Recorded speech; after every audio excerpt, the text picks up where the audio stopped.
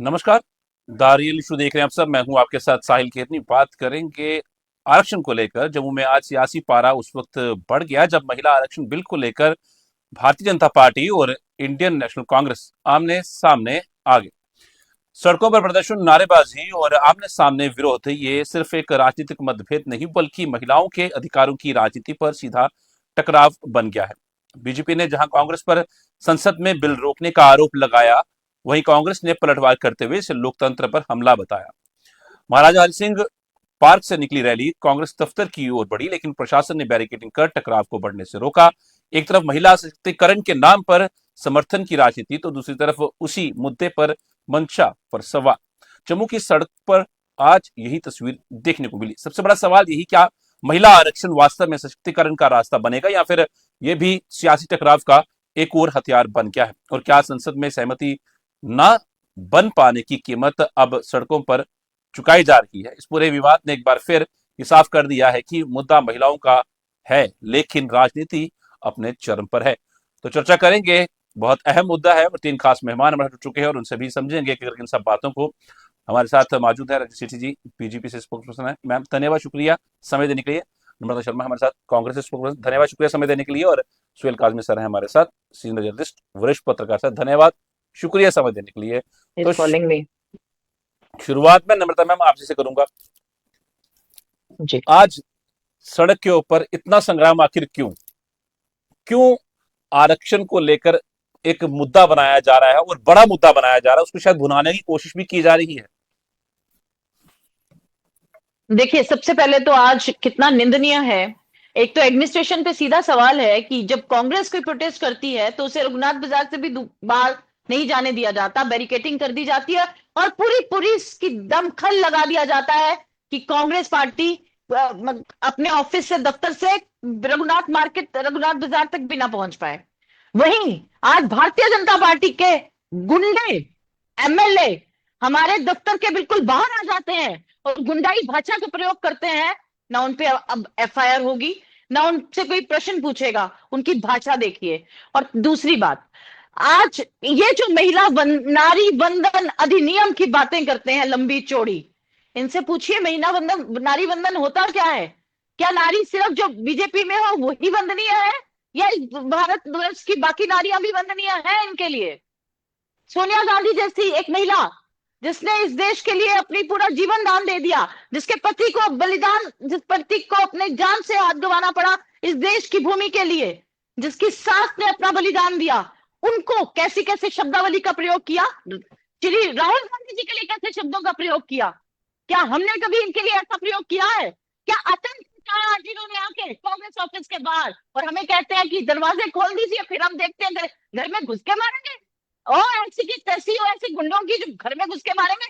मुझे आप बताइए कि एक मिनट रुक जाइए, रुक जाइए साहिल जी, रुक जाइए एक मिनट। मैं इनसे जानना चाहती हूँ कि ये जहां घर में घुस के मारना था ऑपरेशन सिंदूर में, वहां ट्रंप के इनके मामा जी ने फोन कर दिया कि सीज फायर कर दीजिए, वहां नहीं घुस पाए, वहां सीज फायर हो गया। वो कहता है मैंने ट्रेड के चलते सीज फायर करवा दिया। आगे यहाँ पे हमारे कांग्रेस ऑफिस में घुस के मारेंगे हमें। ये वही है नथुराम गोडसे के आगे जो उसी संगठन से बिलोंग करते हैं, जो हमेशा से ऐसी भाषा का प्रयोग करते हैं और ऐसे काम करते हैं। यही तो गोलियां मारेंगे। और उसके बाद अभी तो मैंने उसका जवाब है, आप मेरे से इसके बाद पूछना बंद कर दीजिएगा। मैं बताती हूँ बिल का विरोध हम क्यों, हमने क्या किसका विरोध किया है। 2023 में यह बिल पारित हो चुका है।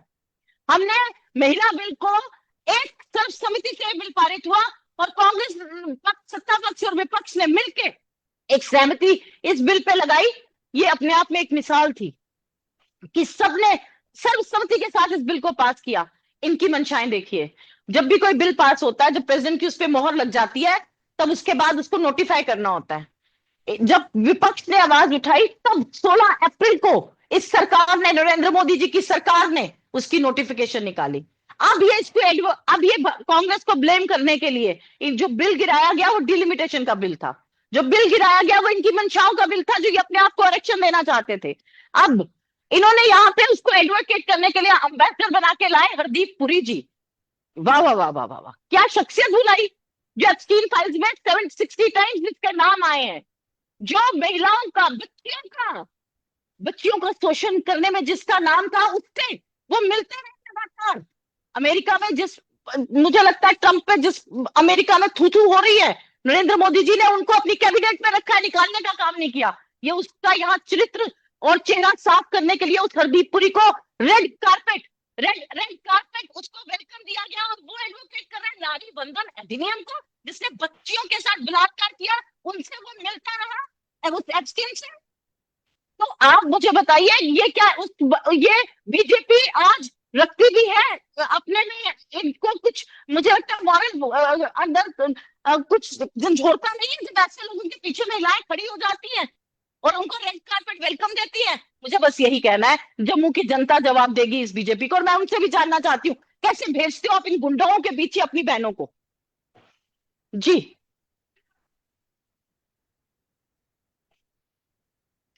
तभी तो एडीडी, कान खोल के सुन ले, एडीडी, वो थोड़ी बात देखा, उसकी भाषा देखिए, एडीडी, कान खोल ले, एडीडी, आंखें खोल ले, ये भाषा है महिला नारी सशक्तिकरण और नारी वंदन अधिनियम की।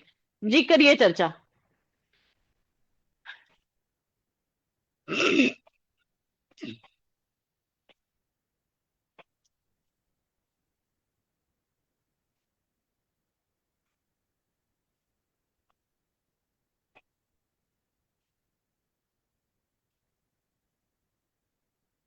साहिल जी, देखिए, नम्रता जी गुस्से में है।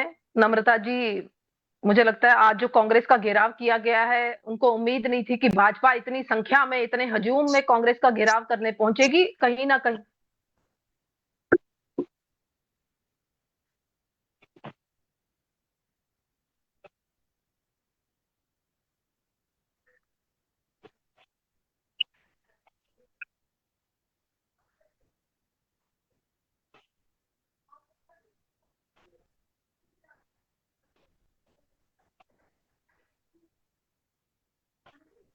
साहिल जी, मैं एक एक करके सब सवालों का जवाब दे रही हूँ। मैंने वही कहा कि नम्रता जी गुस्से में है कि भाजपा वहां तक पहुंची कैसे।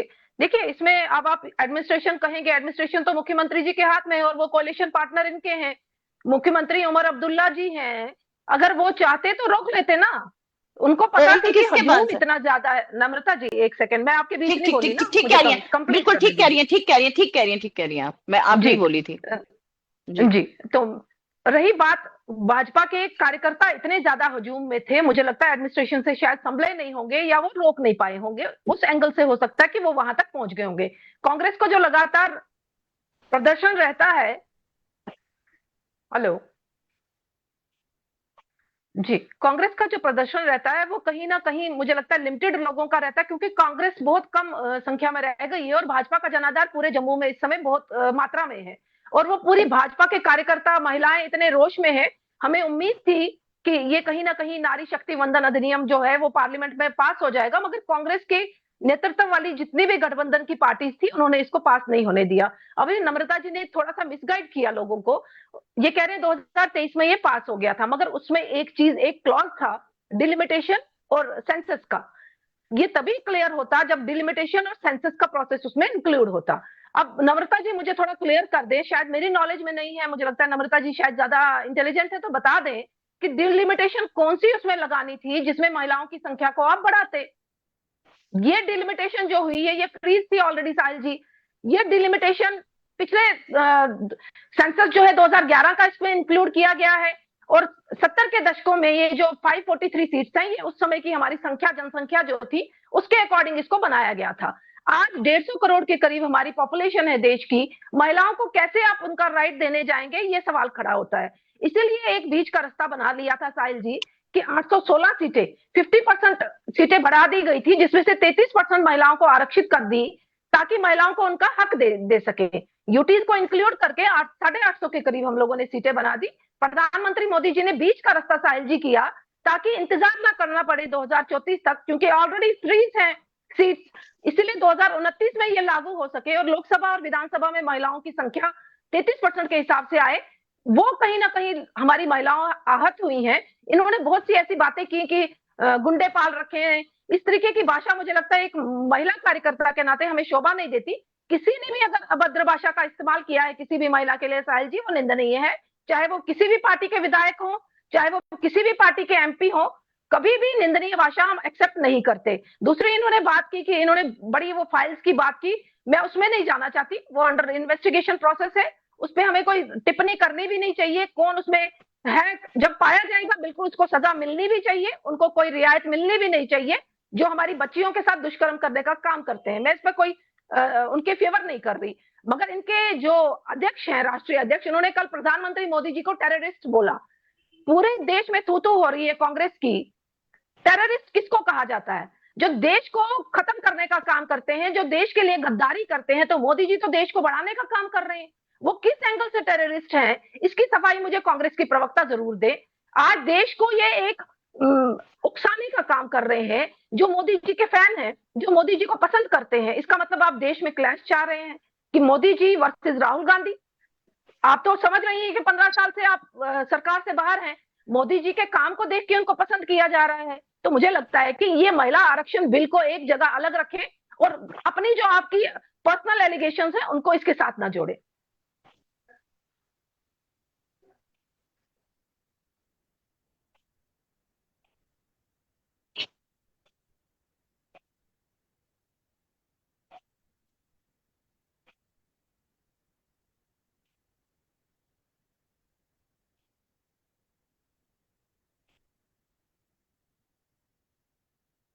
साहिल जी, पहले तो गुड इवनिंग आपको भी, नम्रता जी को भी और रजनी जी को भी। दूसरा ये है कि ये टॉपिक आज वुमेन रिजर्वेशन का है और दोनों पॉलिटिकल पार्टी से बड़ी सीनियर दिग्गज पॉलिटिकल स्टालवर्ड्स बैठी हैं, तो मेरा तो बनता ही नहीं बोलना कुछ। यहाँ से भी पिटूंगा, वहां से भी पिटूंगा, लेकिन ये है कि अपना अपना पॉइंट ऑफ व्यू दोनों हमारी बहनों ने रखा और बिल्कुल जायज बात है। जिस पार्टी से आप बिलोंग करते हैं, जमहूरियत भी यही कहती है, वही पॉइंट ऑफ व्यू रखिए। लेकिन हाँ, एक बात मैं आपसे कह दूं कि जब 2023 में ये बिल पारित हुआ था और जिस पे बात भी की आपने, 2023 की बात की है। देखिए, हर चीज का एक टाइमिंग होता है। टाइमिंग ये है कि इस वक्त 5 स्टेटों में, जैसे आप खुद कह रहे हैं, इलेक्शन चल रही है, और उस इलेक्शन के बीच में जब इलेक्शन प्रोसेस चलता है, इलेक्शन कमीशन है, सर इंट्रोड्यूस हो रहा है, बिहार में, बाकी जगहों पे भी हो रहा है, वेस्ट बंगाल में भी हुआ है, तो ये जो बिल को एकदम लाना, ये इसका टाइमिंग बड़ा गलत था। एक बात। दूसरी बात ये है कि जो चीजें होनी है भारत में या पार्लियामेंट में, जो चीजें आनी है, वो तो संभावित तौर पे अपने अपने टाइम पे आएंगी, लेकिन वो टाइमिंग क्लैश करता है दोनों चीजों का। एक तो सर के अगेंस्ट आधा हिंदुस्तान खड़ा है, उसका भी टाइम फ्रेम बड़ा कम है। दूसरा ये है, इलेक्शन कमीशन के ऊपर भी बहुत सी उंगलियां उठ रही हैं, सारी पॉलिटिकल पार्टीज उठा रही हैं। इसमें बीजेपी को कहने की जरूरत नहीं है। और आप देख रहे हैं पप्पू यादव जैसे लोग किस तरह वुमेन्स रिजर्वेशन को लेके क्या क्या बकवास करते हैं। तो ये अननेसेसरली एक डिबेट आपने बीच में शुरू कर दी जिसकी जरूरत नहीं थी। लेकिन मैं पहली बात, प्रियंका गांधी, जिसको भी 21 साल हो गया पार्लियामेंट में गए हुए, और जिस तरह की ट्यून्ड वे में उन्होंने पार्लियामेंट में अपना पक्ष रखा, that was just a remarkable thing in A democratical setup. कि भैया जो चाणक्य की नीति बताई और जो सब चीजों को मिक्स करने की बात बताई, मैं समझता हूँ ये सब चीजें जो हैं, इस पे हम सबको गौर करना चाहिए। हुकूमतें आती हैं, हुकूमतें चली जाती हैं, लोग किसी पार्टी को लाते हैं, किसी को चले जाते हैं, मुल्क सलामत रहना चाहिए। और जो एजेंडा में पाइपलाइन में प्रोजेक्ट्स हैं, जैसे वुमेन रिजर्वेशन है, आज तो हम कहते हैं 50-50 होना चाहिए, 33 भी क्यों होना है, क्योंकि आज तो औरतें ज्यादा आगे जा रही है, तो उसके लिए भी काम होना चाहिए। लेकिन सर्वसहमति से जो चीजें जो है, जिन टाइमिंग के हिसाब, अब देखिए सेंसस की बात आप कर रहे हैं, अभी मेरी बहन रजनी जी ने कहा 150 करोड़, अभी हम 140 करोड़ है, पिछले साल तक हम 140 करोड़ की बात कर रहे हैं। अब हमारा आंकड़ा 150 करोड़ पे चला गया, क्योंकि पॉपुलेशन जो है वो पता नहीं किस तरीके से हिंदुस्तान में बढ़ रही है। हमें जिन चीजों पे फोकस करना है, वो सबसे बड़ी इंपॉर्टेंट है पॉपुलेशन, दूसरा ये है एजुकेशन, तीसरा है हेल्थ सेक्टर, चौथा कुछ और। अब देखिए, चाइना का बिल पार्लियामेंट में आज 6 साल होके पास हुए कि गो फॉर सेकंड चाइल्ड, क्योंकि मर्दमशुमारी और वुमेन जो है वहां इम्बैलेंस चल रहा है। लेकिन people of China, they are not ready to have even one child, दूसरे की तो बात ही नहीं। कहने का मतलब ये है, हमें मुल्क को आगे देखना है। इस वक्त परिस्थितियां देखिए आप पूरी दुनिया में, ग्लोबल डिसऑर्डर देखिए पूरी दुनिया में, हर मुल्क फॉरेन पॉलिसी जो अपनी तब्दील करने की कोशिश कर रहा है। हम लोग भी जो है उसको उस पर विचार विमर्श कर रहे हैं, भारत भी उस पर विचार विमर्श कर रहा है कि भैया ये जो स्टेट ऑफ हार्मोज है, अमेरिका को कुछ लेना देना नहीं है। अगर ये जंग बढ़ बुढ़ गई तो हिंदुस्तान में रिसेशन शुरू हो जाएगा और साउथ एशियन कंट्रीज में शुरू हो जाएगा। तो बहुत से मुद्दे हैं जिन पे हमको बड़ा सीरियसली काम करना है। इलेक्शन तो है, इलेक्शन तो होंगी, कोई ना कोई पार्टी जीतेगी, कोई ना कोई हारेगी, लेकिन लोअर अपनी इमेज को कर देना किसी भी पॉलिटिशियन को, मैं समझता हूं वो अच्छी बात नहीं है। एक बढ़ता हुआ मुल्क जिसका तस्वुर आप कर रहे हैं कि 2047 में हम विकसित हो जाएंगे, विकसित दिमाग से होना है, विकसित दिल से होना है, तभी तो आप जाके पूरे भारत को विकसित देखेंगे। तो मैं समझता हूं कि टाइमिंग गलत है, और सेंसस जो है 2026 के हिसाब से, बिल्कुल 2026 में डिलिमिटेशन होनी थी, और ये 1996 में जब डिलिमिटेशन जम्मू कश्मीर में की वो भी अनकॉन्स्टिट्यूशनल थी, मैं आपको बता दूं, क्योंकि 2026 में ही एक एजेंडा था कि पूरे भारत में एक साथ डिलिमिटेशन होगी और डिलिमिटाइज होंगी सारी सीट्स। लेकिन ये बीच में जब आप सेंसस को 2011 रखते हैं, फिर आप उसको बैलेंस को जो है तोड़ रहे हैं, बैलेंस को खराब कर रहे हैं। सब चीजों को आप मद्देनजर रखें और go for a long debate, जैसे कि सब चाहते हैं, और उसके बाद जो बिल आना है, जो पास होना है, वो होगा ही होगा, अभी नहीं होगा, 6 महीने बाद हो जाएगा। जी देखिए, तब बिल्कुल सही कह रही थी, बिल्कुल।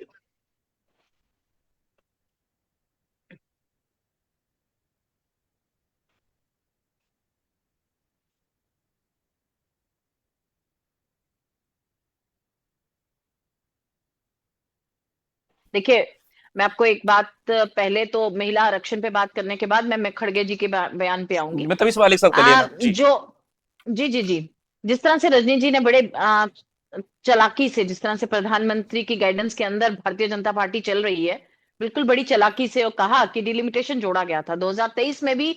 समूचे विपक्ष ने कहा कि जिस तरह से 73rd और 74 अमेंडमेंट लाके हमने विमेन को एम्पावर किया था पंचायत में और बाकी जगह पे, आप भी उसी तरह से इसको शीघ्र लागू कीजिए और 2024 के चुनावों में ही महिला को सशक्त कीजिए। तो कौन है महिला का हमदर्द? ये भारतीय जनता पार्टी वाले, जिन्होंने इसके पीछे दुम लगा दी डिलिमिटेशन की। अगर डिलिमिटेशन की दुम लगानी थी तो फिर डिलिमिटेशन सेंसस के अकॉर्डिंगली होना था। और हमने कहा कि आप इस देश को उसके हिसाब से, हर राज्य को उसकी इंपॉर्टेंस मिलनी चाहिए। आप तो बांट रहे हैं देश को, आप तो विभाजनकारी नीतियों पे चल रहे हैं, आप तो उत्तर और दक्षिण को लड़ाना चाहते हैं, नॉर्थ ईस्ट को लड़ाना चाहते हैं। आप मुझे बताइए, ये कह रहे हैं हम 50% बढ़ा देंगे सीट्स को, आपकी स्टेट के अंदर तो 3 सीटें हैं, 50% बढ़ाएंगे क्या? 4.5 MP लाएंगे या आधा MP कौन होगा? तो आप मुझे बताइए कौन सा फॉर्मूला लाना चाहते हैं और आप किस हिसाब से डिलिमिटेशन करना चाहते हैं? आपने बिल की कॉपियां विपक्ष को दी तक नहीं जब आप इस बिल को लाए। क्या ये है आपकी democracy? Is this the democracy? आप चाहते हैं महिला सशक्त हो, आप चाहते हैं महिला सशक्त हो, तो उसको उसी रूप में लागू कीजिए जिस रूप में हमने 2023 में इसको किया था। आप 543 में ही 33% आरक्षण महिलाओं को दीजिए। हर विपक्ष आपके साथ खड़ा है। आपको 240 पे लाकर 303 में खड़ा कर दिया रजनी जी, ये आपको भी नीचे ले आएगा। इतना अहंकार अच्छा नहीं। आप कह रहे थे 15 सालों से मोदी जी सत्ता में है, 15 नहीं हुए, अभी 12 ही हुए हैं। और मोदी जी ने जिस तरह से अपने ऑफिस का गलत इस्तेमाल किया है, उस दिन महिला कहा कि देश के नाम में एक संदेश दे रहा हूं, and he used the office of prime minister for that. That was not a prime minister, that was not a message of a prime minister to India, that was a message of a political party to India, and he cannot use a political of a PM's office for that.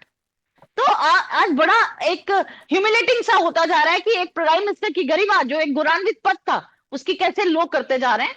तो ये अपने आप में एक बहुत बड़ा सवाल खड़ा करता है। और भाषा, मुझे लगता है गुंडा भाषा गलत नहीं है, गुंडा को गुंडा ही कहा जाता है मैडम।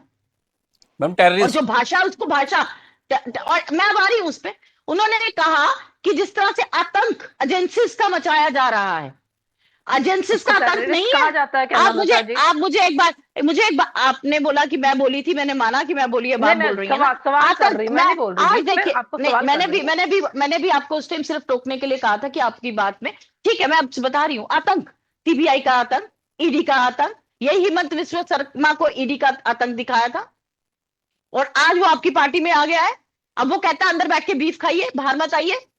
अनुराग ठाकुर बाहर जाके तो बातें करते हैं, मंगलवार को जाके असम में फिश खा रहे हैं, चस्के ले रहे हैं, कहने बड़ी टेस्टी है।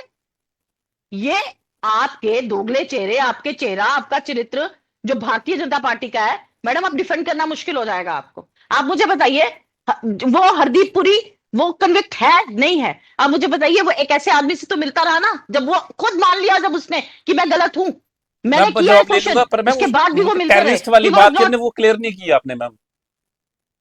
मैंने कहा आतंक, उन्होंने भी खुद ही खड़गे साहब ने क्लियर किया, उन्होंने कहा, मैंने कहा कि एजेंसीज का आतंक मचाया है इन्होंने। इलेक्शन कमीशन आज किस तरह से काम कर रहा है आप मुझे देखिए, बंगाल के अंदर आज कितना, एक इंसान के ऊपर, आज 100 इंसानों के ऊपर एक पुलिस लगा दिया, एक पुलिस का कर्मी लगा दिया। वो चुनाव है? वो चुनाव इलेक्शन कमीशन लड़ रही है या बीजेपी लड़ रही है वहां पे? तो आपने जिस तरह से आज दमन कर रहे हैं पूरे देश के अंदर, आपकी दमनकारी नीतियां, उस दमन का दूसरा नाम आतंक ही होता है। आज क्या आतंक नहीं लगा आपको साहिल जी? आप मुझे बताइए, कांग्रेस के बाहर जाके एक जी। एमएलए वो खड़े हो जाते हैं बैरिकेड के ऊपर और कहते हैं मैं अंदर जाके पीटूंगा, अंदर जाके मार दूंगा। ये क्या था? आप मुझे बताइए ना, क्या था ये? आप मुझे बताइए। एक दिन उसने और मीडिया के सामने कहा है, एक दिन एक बैठ के एक प्रेस कॉन्फ्रेंस करते हैं और एक ऑफिसर को कहा था, आपको याद होगा माइनिंग के मामले में, कि मैं गोली मार दूंगा उस अंकुश सचदेवा को। याद है आपको? क्या एडमिनिस्ट्रेशन ने किया? क्या एफआईआर लगी? यहीं पे दूसरे एमएलए कुछ कहे तो उन पे फट एफआईआर लगती है। तो हम यही कह रहे हैं कि आज, और ये कह रही थी इनके ऊपर, मैंने तब सवाल उठाया था जब इन्होंने कहा कि आज उमर अब्दुल्ला के हाथ में है पुलिस। होम किसके पास है? सब जानते हैं, केंद्र शासित प्रदेश के अंदर।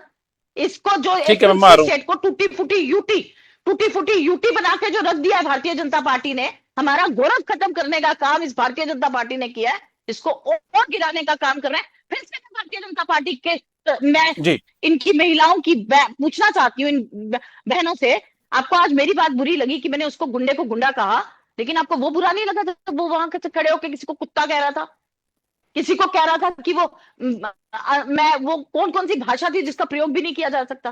क्यों नहीं पटका उसको वहीं पे? क्यों नहीं दो लगाई उसको वहीं पे? लाठी मारते, डंडे मारते उसको, और इसको कहते पकड़ के ले जाओ, ये पागल हो गया है, इसको पागल खाने दाखिल कराओ। ठीक है, मैं क्यों नहीं जवाब कहा समय महिलाओं कम ने जो पीछे खड़ी थी? जी जी आपने अपना बात पूरी रख दी है मैम। जी रंजन, मैं आप कह रहे थे कुछ? जी साहिल जी, मैं इनकी बात का जवाब दे रही थी। इन्होंने बात की कि क्यों नहीं, इन्होंने टेररिस्ट को टेरर के साथ जोड़ दिया है, कह रहे हैं आतंक फैलाया हुआ है। देखिए पहले नम्रता जी समझ लीजिए कि टेररिस्ट और टेरर का फर्क बहुत डिफरेंस है। आतंक एजेंसीज के द्वारा फैलाना मोदी जी को टेररिस्ट नहीं कहलाता, इसको सफाई नहीं दे सकते आप। खड़गे जी का बयान आप इस पर स्पष्टीकरण नहीं दे सकते कि इसके लिए कौन टेररिस्ट बोला गया। गलती खड़गे जी ने की है, एक्सेप्टेड है, अब कांग्रेस के पास जवाब नहीं है इसका, ये भी माना जा रहा है। दूसरी बात, इन्होंने कहा कि गुंडे को गुंडा नहीं बोले, एडमिनिस्ट्रेशन ने क्यों नहीं कोई एक्शन किया, तो कांग्रेस शांत क्यों बैठी रही? कांग्रेस जो मीडिया में आके सिर्फ शोर शराबा मचाती है, क्यों नहीं उन्होंने उसके खिलाफ कोई एक्शन करने की कोई प्लान किया? क्यों उन्होंने कोई एफआईआर दर्ज नहीं करवाई? मतलब पब्लिसिटी चाहिए आपको सिर्फ। अगर उन्होंने कुछ गलत बोला था किसी एडमिनिस्ट्रेशन करवा दी है एफआईआर, आप फिक्र नहीं कीजिए। मैं नम्रता जी अब सुन लीजिए, आज अगर उन्होंने कोई अभद्र भाषा का इस्तेमाल किया, क्यों आज आप जाके आपने कंप्लेन नहीं दर्ज करवाई उनकी अभद्र भाषा के अगेंस्ट? कहने का मतलब ये है कि मीडिया में आके शोर शराबा डाल के कोई एक्शन नहीं होने वाला एडमिनिस्ट्रेशन से। गलत जो होगा वो गलत होगा। रही बात भाजपा की, पश्चिम बंगाल में क्या किया, पश्चिम बंगाल में उन्होंने एक बंदे के ऊपर 100 पुलिस वाले लगा दिए। आपको उस समय बोलना चाहिए था जब वहां महिलाओं के साथ दुष्कर्म होता था। नम्रता जी, कांग्रेस तब चुप रही। मणिपुर पे भी बोल रहे थे, गुंडागर्दी मणिपुर पे बोले थे आप, पश्चिम बंगाल में ममता बनर्जी, मैम जवाब ले लीजिए, आपका रुक करेंगे। फिर आप बीच बोलती हैं, आप हर एक जी रजनी मैम, बीच में जी बोलती रजनी हैं, गलत है। जी रजनी मैम, देखिए पश्चिम बंगाल में जो हुआ, वहां गुंडागर्दी चल रही है। गुंडागर्दी उसको बोला जाता है जहां महिलाओं के साथ दुष्कर्म किया जाता है, महिलाओं को अभद्र भाषा का इस्तेमाल, और वहां जो टीएमसी के गुंडे हैं वो महिलाओं के घरों में घुस के क्या करते हैं, तब हमें स्टैंड लेने की जरूरत है। आज ये कह रही है कि ये कौन सी महिलाएं जो ऐसी पार्टी के लोगों के साथ जुड़ी हुई हैं। मुझे कांग्रेस से पूछना है कि आप कौन सी महिलाएं हैं जहां आपके नेता बोलते हैं टेररिस्ट है हमारे प्रधानमंत्री, तो आप तब भी वहां टिकी हुई हैं। जहां महिलाओं को सम्मान देने के नाम पर उस बिल को खत्म कर दिया गया। मुझे तो लगता है आप लोगों को उस पॉलिटिकल पार्टी का साथ छोड़ देना चाहिए, क्योंकि आप आगे 20 साल भी जुड़े रहेंगे, आपको वहां अस्तित्व आपका नहीं बनेगा। वो कभी भी आपको राजनीति में आगे नहीं आने देंगे, वो अपने परिवार को ही आगे आने देंगे। सिर्फ सरपंच के लेवल पर आप लोगों को रखेंगे, पार्लियामेंट और असेंबली में आप लोगों को नहीं आने देने वाले कांग्रेस। ठीक है मैम, मेरे पास समय कम है, मुझे सोहेल सर के पास जाना, मैं आखिरी कमेंट ले लूंगा आपसे। कांग्रेस और समूचे विपक्ष ने कहा कांग्रेस और समूचे विपक्ष ने कहा कि 543 में से आप 33% आरक्षण दीजिए, दिया मोदी जी ने नहीं। और दीजिए ना, 543 में किस तरीके से होगा नम्रता जी? क्यों नहीं होगा? कर रहे हैं, लोगों को मिसगाइड कर रहे हैं। 543 तो हो ही नहीं सकता, पॉपुलेशन बढ़ चुकी है, 543 पे कैसे करेंगे आप?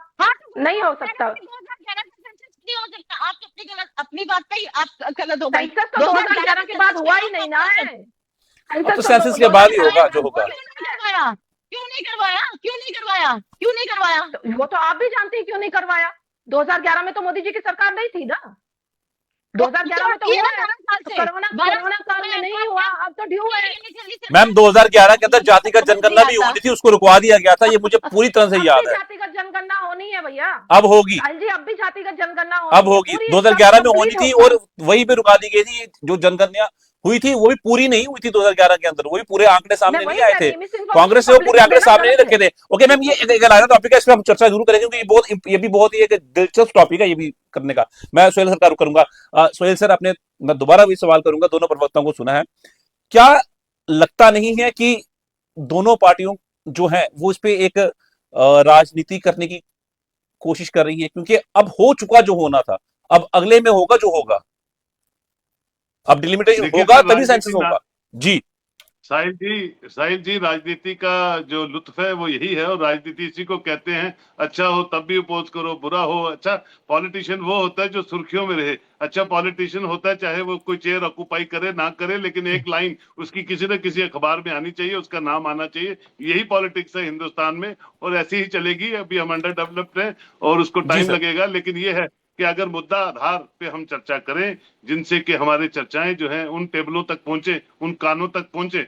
देखिए हुक्मरान जो होते हैं वो कोई इतने बुद्धिजीवी नहीं होते। सारी जो आपकी गवर्नमेंट ऑफ इंडिया में जो हुक्मरान बैठे हैं वो कोई सारे को पीएचडी स्कॉलर्स नहीं बैठे हुए। वो भी बेचारे लोगों के मत से या मोदी जी की वेव से या इंदिरा जी की वेव से वहां पहुंच जाते हैं।